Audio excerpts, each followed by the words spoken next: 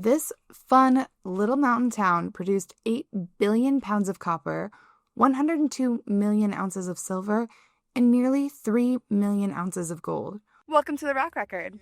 Let's talk rocks. Actually, today we're talking rocks and mining. Today we are exploring Bisbee, Arizona, where the stories written in stone have shaped everything around us. It's an old mining town turned artistic haven, and I cannot wait to show it to you through my eyes. Bisbee has been on my bucket list for like 6 years. If you've been hanging out with me for a while, especially over on Instagram, you probably remember my mine tour road trip that I had visioned for 2019 that we didn't end up doing all of, and then 2020 and everything else hit. But we finally made it here, and so we are spending what I would call the perfect day here in Bisbee. We're going to start at the Mining and Historical Museum to kind of get our bearings and learn a little bit about the history. Then we're going to journey underground in the famous Copper Queen mine and explore the massive Lavender open pit. Of course, we also have some pretty cool historic accommodations that I cannot wait to show you. So whether you're a geology enthusiast, history buff, or just looking for a cool weekend destination, Bisbee offers something truly special. So grab your hard hat and let's explore one of America's most fascinating destinations. All right, we are finally here in Bisbee, Arizona. I'm so excited. This is like the cutest little town that you've probably never had on your bucket list, but you totally should. Okay, I always like to start any tour that I do in any new city with the local museums. So we are starting off the day at the Bisbee Mining and History Museum here just right downtown. It's easy to get to and you can't miss it. All right, so this museum tells the complete story of Bisbee, Arizona, from the geology that formed the ore deposits to the diverse community of miners that came from around the world to seek out their fortune. The museum is located in the heart of Old Bisbee in what was once the headquarters of the Copper Queen Consolidated Mining Company. This Smithsonian-affiliated museum gives us the perfect context for everything that we're going to see during our perfect day here in Bisbee. All right, so one of the key exhibits here is, of course, something I'm super excited about, the Mineral Gallery. You know I can't resist a good rock.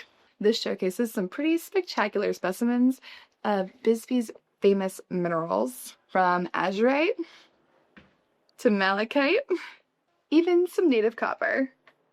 Bisbee blue turquoise, considered some of the finest in the world due to its intense blue color, was also found here, and there's a whole exhibit dedicated to that. I also love how they've recreated an entire underground drift that shows mining techniques through different eras. The attention to detail helps you visualize the evolution of mining technology from hand tools to pneumatic drills. What really makes this museum special is how it captures the human stories of Bisbee. At its peak around 1910, Bisbee had over 25,000 residents, making it the largest city in the territory and one of the most cultured cities in the Southwest. The museum doesn't shy away from more difficult history either, like the infamous Bisbee deportation of 1917, when 1,186 striking miners were rounded up, loaded into cattle cars, and abandoned in the New Mexico desert during World War I. The museum is open daily except for major holidays, and an average visit takes about 1 to 2 hours. Admission is super reasonable, and before you leave, check out the museum store for excellent books on Bisbee's geology and history. It's so funny to me how similar yet different so many of the stories around here are. So obviously in the Western U.S., a lot of technology was happening, during these times of these lives of mine, and the information of like the sharing of information and stuff was happening. So we get this cross section of generalities that are pretty similar, but also each area had its own distinct little things. So behind me here, talking about mules, which of course we're familiar with, and then it's the little song that we see in so many mining museums around the Western U.S. still here. But there's also this distinctive difference as well. What do you think it is? You ready? You don't test Melina. You're right. I'm nailing it. Pyrite. Yeah. I'll get confident now. I'm not good with mineral identification. Hell yeah. What are you talking about? So now that we've got a pretty solid understanding of Bisbee's geology and mining history, it's time to go experience it for ourselves. Alrighty, of course, no visit to Bisbee is complete without taking the Queen Mine Tour. I think it's probably what Bisbee might be best known for, and of course, I consider myself a bit of a mine tour connoisseur. I have done tons of mine tours around the world, so we're definitely going to see how this one stacks up.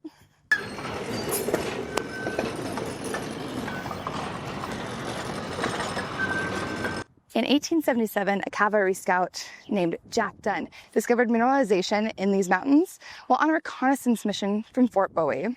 By 1880, the Copper Queen Mining Company was formed, and for nearly a century, miners would descend into these tunnels to extract the metal that would help electrify America.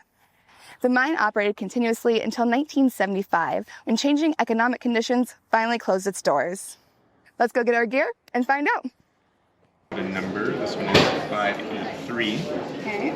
It was like Fashion statements right there. Can I have another one for You him? bet. Thank you. There you go. You want orange or green? How's it going, young lady? Good, thanks. Suit you up right there. Thanks. All right, you ready to rock? Thank you. Come on, Dan.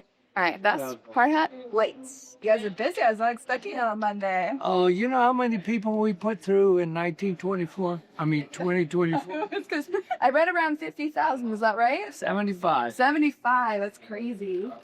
All right, so we have all our safety equipment, so let's go ahead and head down the hall here to hop on the little train to go in. Are you ready for it? All right. I think we're allowed to sit here. This is not an attractive angle. I just got my permit on this thing, so you never know right there.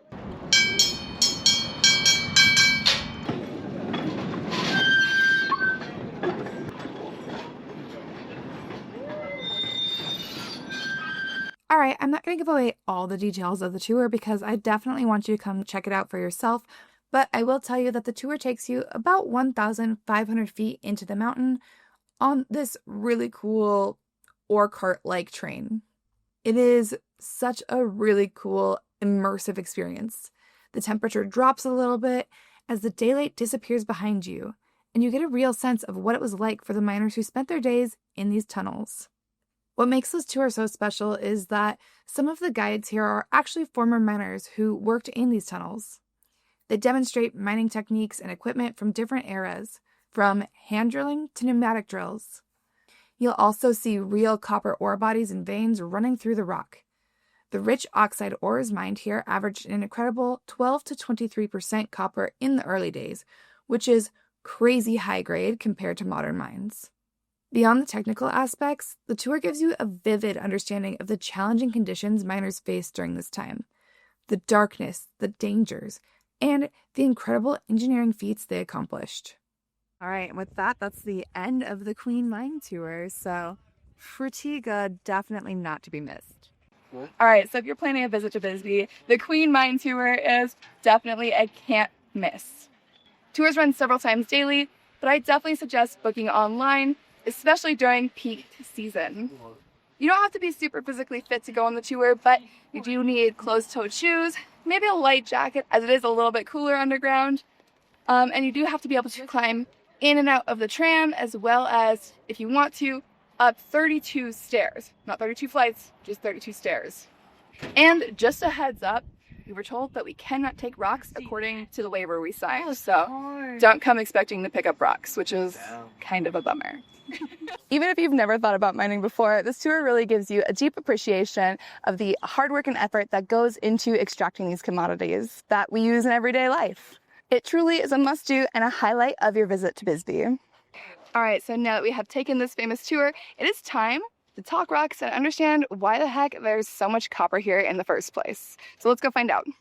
The story here starts with a basement of ancient Precambrian schist, rocks that are about 1.7 billion years old, covered by nearly 2,000 meters of predominantly limestone sediments that were deposited during the Paleozoic era. These limestones would eventually become the perfect host for Bisbee's incredible mineral wealth.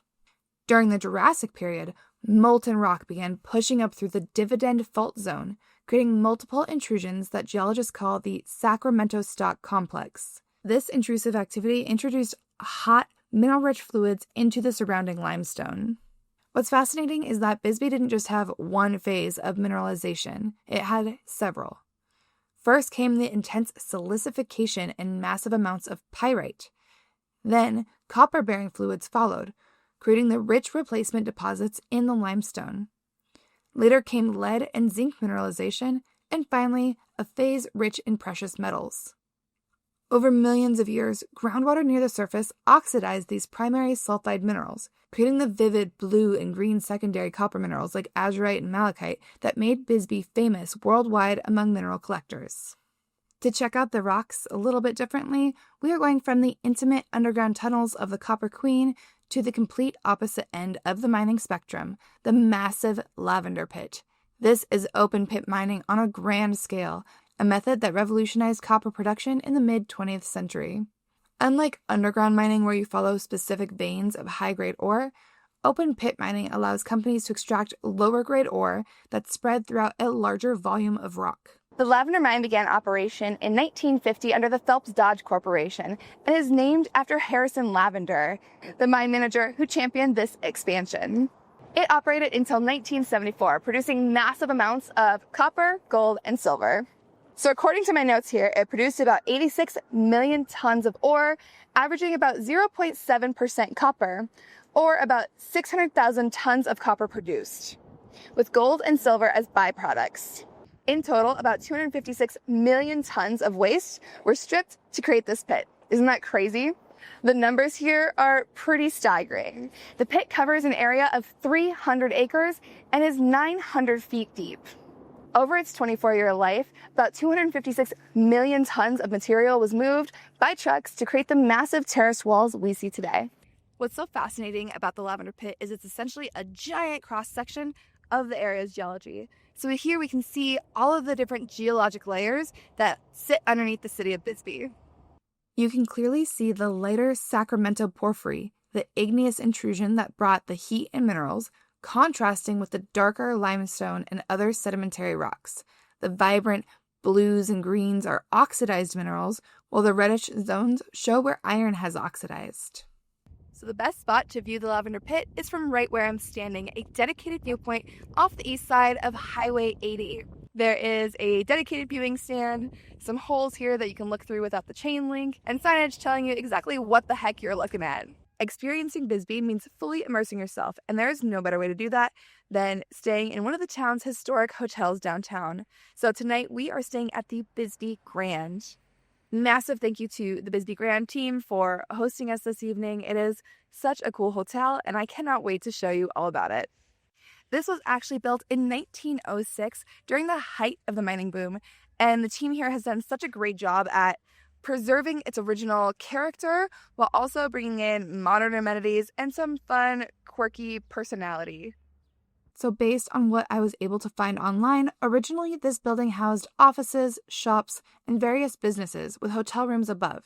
Today there is a super fun, vibrant bar and restaurant down below, still with the hotel rooms above. Today it stands as a living piece of Bisbee's history, offering visitors a chance to step back in time while exploring this unique town. It's great because it is walkable to pretty much everything you need in Bisbee, including the mining museum, some super cute shops, restaurants, etc. All right, so first one we're going to check out is the naturalist room. So come on in. Each of these rooms has a distinct vibe. So this one, of course, they gave us because of our nature outdoorsy vibe. And it is super cute and cozy. Of course, we've got lots of greens, natural woods. I absolutely love the succulent poster here. How cool is that? Of course, all of the amenities that you could want. Bed, TV, water. And then the bathroom. Come on in. Same vibe in here, super cute, plenty of room. Each room does have its own private bathroom, so that is really great. I always love having my own bathroom. So let's go check out the other one. All right, so right across the hall here is where I'm staying. And this is the hunter room, again, given to us for our outdoorsy vibe. Super fun. There's even a little hidden treasure in here that I'll show you. So same layout. I think this one might be slightly bigger. It feels a little bit bigger, but very cozy. I feel like I'm just in a hunting lodge here. A little beanbag, closet, same thing. TV, bed here, and then the bathroom in here. Very similar. Shower, all that stuff. It's a bathroom. Don't need to go into too many details, but this does have one little fun thing that I just think is so cool. Right here, a genuine picture of Sasquatch. So super fun. Those are the two rooms, but like I said, each different room has its own kind of personality. We won't go see the other ones. You can check it out on their website. I don't think the rooms are the shining star of this hotel though. Wait till we show you what's outside. All right, so first off, let's go out front here.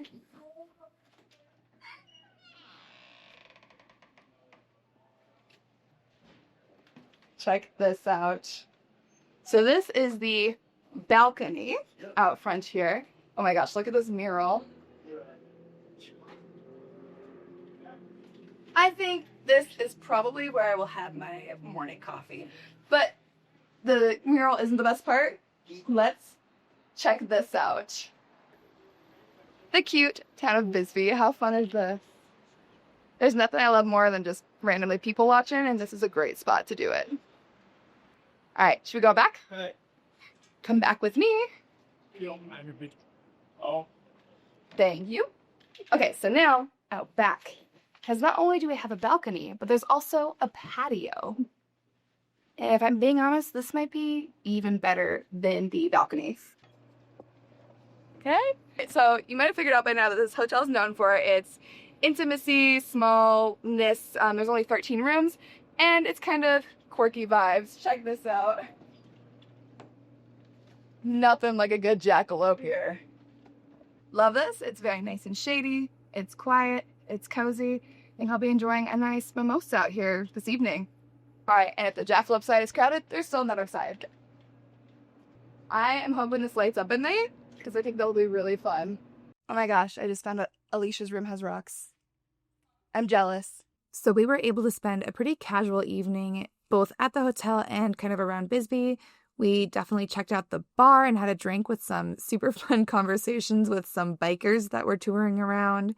We had dinner at the Bisbee Badassery that was really delicious and honestly such a vibe at night. We wandered around and checked out some of the cool shops. I read some of my mineral book to catch up on some of the geology around here. And we planned our morning. So if you want to do more activities in the evening, there's lots to do. There's bars and restaurants and all that stuff. Sometimes there's even live music here at the Bisbee Grand, so be sure to follow them on Instagram for their schedule of that. After that, it was to bed for our morning adventures.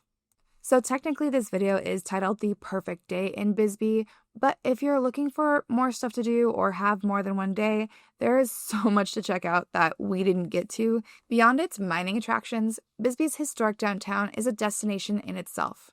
Built into the steep hillsides of Tombstone Canyon, the town's architecture reflects its mining boom years, with Victorian and Art Deco buildings lining the narrow, winding streets. Take time to wander and look up.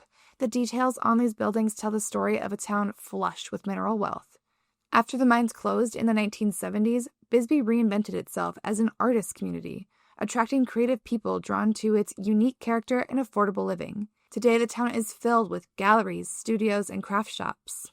What I love about shopping here is the authenticity. You're buying directly from local artisans and small business owners who are keeping Bisbee's creative spirit alive. Of course, if you're a fitness junkie, I definitely recommend checking out the Bisbee 1000, aka the Great Stair Climb. You can find the trail on all trails, and I was not about to do that for a video. I'm so sorry.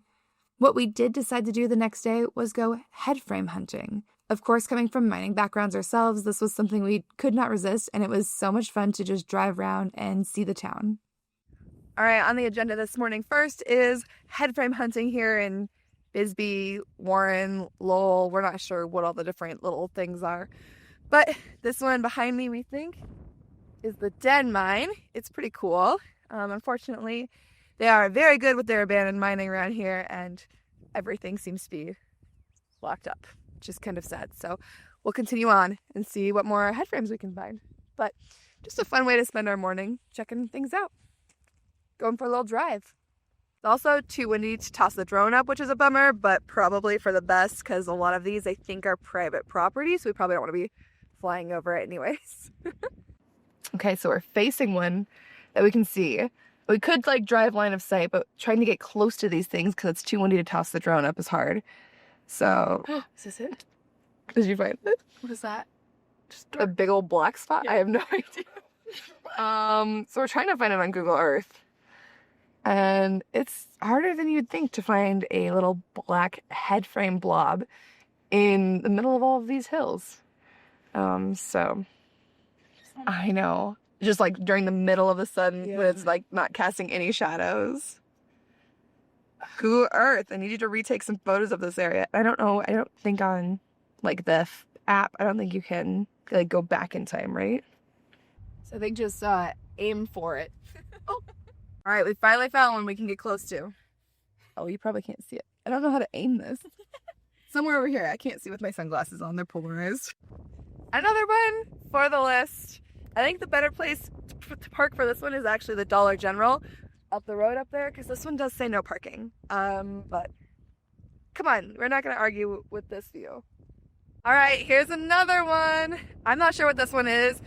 Here in just a second, Jess from the future will show you guys a map of Bisbee here, and we'll see if we can figure out which headframes these all are and some information about them. But for now, Jess of current is just admiring them.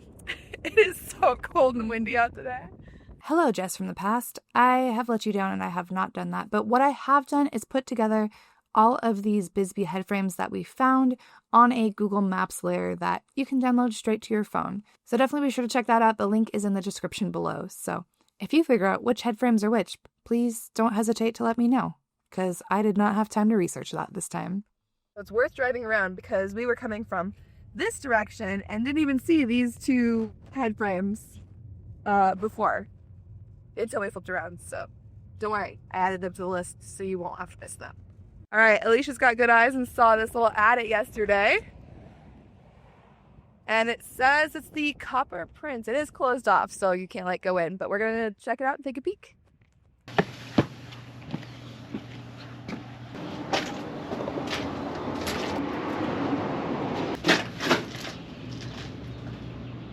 As we wrap up our perfect day, or day and a half, in Bisbee, I'm just amazed by how thoroughly geology has shaped this place. From the mineral deposits that brought people here, to the very contours of the town built into these hills. Over its 95-year mining history, Bisbee produced copper, gold, silver, lead, and zinc worth billions in today's dollars. If you're planning your own visit, I would definitely recommend at least 2 full days to experience Bisbee properly. I know I did not have enough time to do everything that I wanted to do here. There are so many cool specialty tours like the Old Bisbee Ghost Tour, or there's rock hounding tours for my mineral lovers, or even just wander the neighborhoods and shop for local art. Bisbee is just one incredible stop on our Arizona geology adventure.